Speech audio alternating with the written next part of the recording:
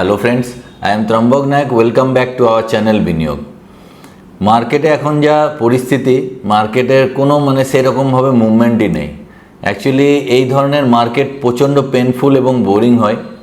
Market অনেকে উঠতে দেখেছে, প্রচুর একদম স্টিপভাবে উঠতে দেখেছে। মার্কেট একদম ড্রাস্টিক্যালি পড়তে দেখেছে, যে হিউজ পড়ছে, সেখানেও প্যানিক হয়। আবার যখন ওঠে তখন প্রচুর ফোমো হয়। ফোমো মানে ফিয়ার অফ মিসিং আউট, মানুষ এটা ছেড়ে ওটা ধরতে যায়। তো সেই মার্কেটে ওঠা মার্কেট, নামা মার্কেট, এই ধরনের মার্কেট অনেক লোকেই দেখে। কিন্তু জেনারেলি এই ধরনের মার্কেট, এখন যে ধরনের মার্কেটটা চলছে, প্রচণ্ড বোর ফিল করিয়ে দেবে আপনাকে এবং আপনাকে অধৈর্য করিয়ে দেবে। সেই ধরনের মার্কেট চলছে, যেটা সাইডওয়েজ মার্কেট বলে। অনেকটা আমি আপনাদের জাস্ট এঁকে দেখাচ্ছি। ধরুন এখানে যদি আমি একটা ব্ল্যাঙ্ক চার্টেই আমি দেখাচ্ছি আপনাকে, এখানে দু ধরনের ট্রেন্ড আছে। একটা আপ ট্রেন্ড হয়, এরকমভাবে হায়ার টপ হায়ার বটম করে ওঠে, আর একটা ডাউন ট্রেন্ড হয়, এরকম করে। ডাউন ট্রেন্ড মানে lower top lower bottom formation হয়, এরকম করে পড়ে। Higher top higher bottom formation মানে এই যে টপটা হলো, তার থেকে এই টপটা আরও উঁচুতে, তার থেকে এই টপটা আরও উঁচুতে, আর বটমটা যেটা হলো এই বটমের থেকে এই বটমটা উঁচুতে, এই বটমটা উঁচুতে। অ্যাকচুয়ালি লং টার্মে মার্কেট কিন্তু এই হায়ার টপ হায়ার বটম ফরমেশনেই বাড়ে। লং টার্মের মধ্যে এরকম ভেতরে অনেক ছোট ট্রেন্ড থাকে, কিন্তু লং টার্মে এরকম ফরমেশনে বাড়ে। মার্কেট আগের যে টপটা করেছে তার থেকে 5-10 বছর পরে আবার নতুন টপ বানায়, আবার নতুন টপ বানায়, আবার আগের যে ডাউনটা করেছে পরের বার যখন কারেকশন হয় সেই ডাউনটা এই ডাউনটার থেকে উপরে থাকে। সেই জন্যই লং টার্মে মার্কেটে সবসময় দেখা যায় যে ইকুইটি মার্কেটে ইন্ডেক্স অন্তত 15-16% রিটার্ন বা 12%-এর ওপরে রিটার্ন জেনারেট করেই, যতই খারাপ নিউজ থাকুক, যতই খারাপ এনভায়রনমেন্ট থাকুক। এটা লাস্ট 45 ইয়ার্স ধরে হয়ে এসছে। তো কারেন্টলি যে মার্কেটটা চলছে, এই মার্কেটটা অনেকটা এই ধরনের মার্কেট, এটাকে চপি ট্রেন্ড বলে, সাইডওয়েজ মার্কেট বলে। এই ধরনের মার্কেট অনেকটা, যেটা আমি আগেও ভিডিওতে বলেছি, যে এই একটা রেঞ্জের মধ্যে মার্কেট থাকছে এবং বেশিরভাগ ক্ষেত্রে ডব্লু প্যাটার্ন তৈরি হয়, এরকম ডব্লু প্যাটার্নে মার্কেট তৈরি হয়। তো এই যে জায়গাটাতে প্রচণ্ড কিন্তু অধৈর্যতার সৃষ্টি হয়, কেননা এই জায়গাতে যে উচ্চতাটাতে থাকছে, আবার এই জায়গাটাতে সেম একই জায়গায় থেকে মার্কেট কিন্তু অনেক দীর্ঘদিন ধরে আছে। আমি যদি প্র্যাকটিক্যালি আপনাদের দেখাই, দেখুন এখানে আমি নিফটির চার্ট খুলেছি। তো নিফটির চার্ট আমি একটু স্কেলটাকে ঠিক করে নিই।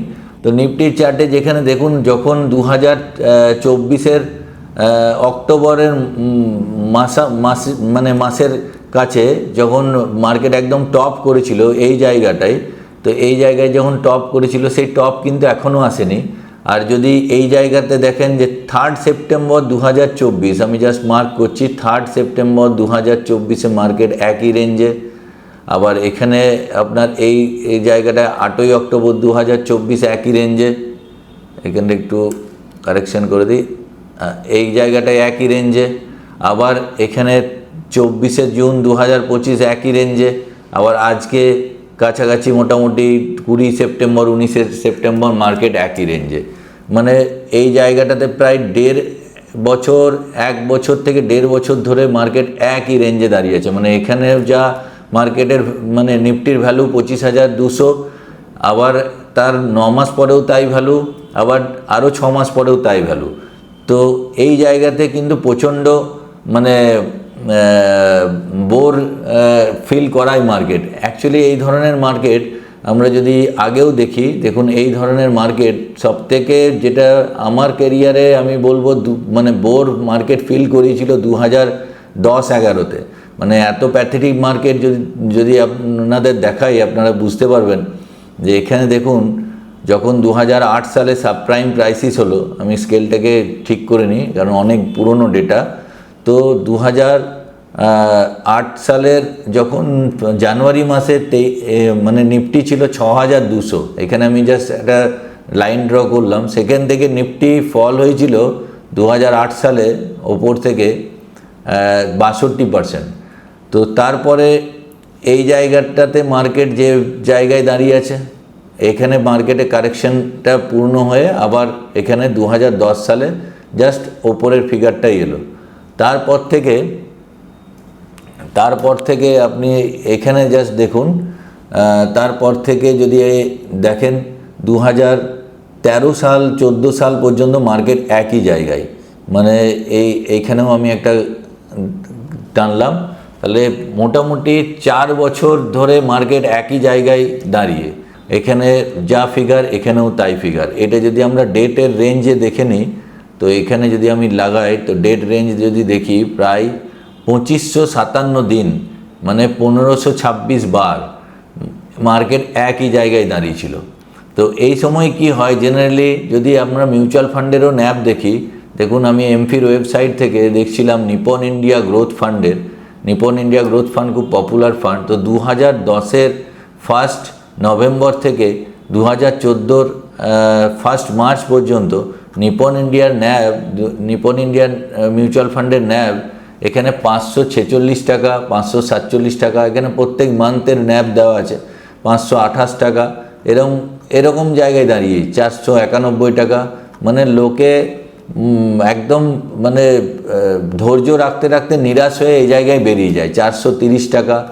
তো প্রায় 4 বছর পরে যখন আবার এখানে উঠেছে, দেখুন 468 টাকা, যে ডেটটায় আমরা খুঁজছি 28/2/2014, মানে 28 ফেব্রুয়ারি 2014-তে ন্যাব 478 টাকা। মানে 4 বছর পেরিয়ে যাওয়াতে সেই 478 টাকার ন্যাব 478 টাকায় পড়ে আছে।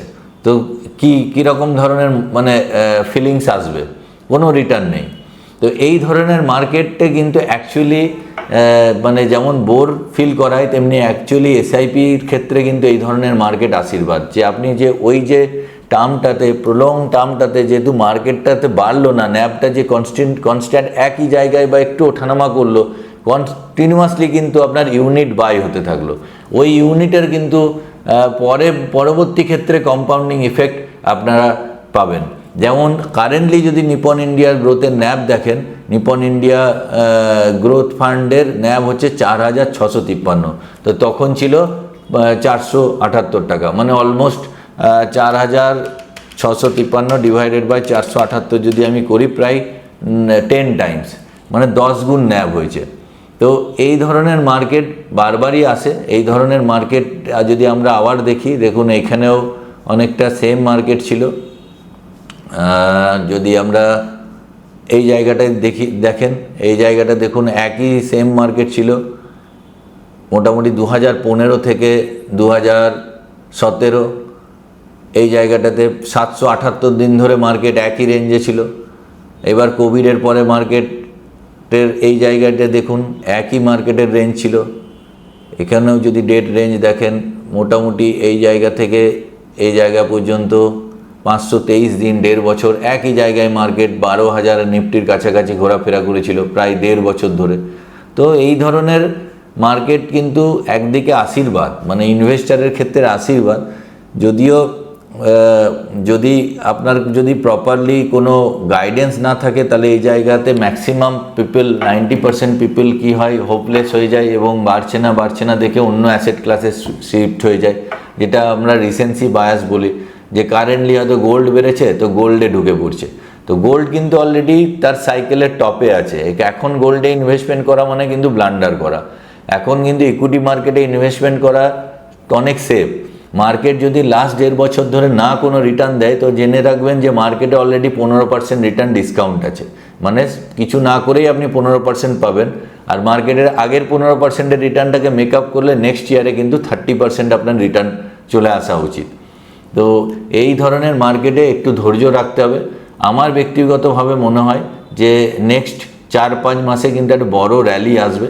কেন, যদি আমরা আপনাকে দেখাই, এখানে আমি জাস্ট একটা ডেটা দেখছিলাম, এখানে ইউএসের মার্কেটের থেকে কিন্তু ইন্ডিয়ান মার্কেট এখন অনেক সস্তা। ন্যাসড্যাকের পি দেখুন, পি 1 ইয়ার ফরওয়ার্ড পি আছে 26, সেখানে সেন্সেক্সের পি আছে আমাদের 19.7।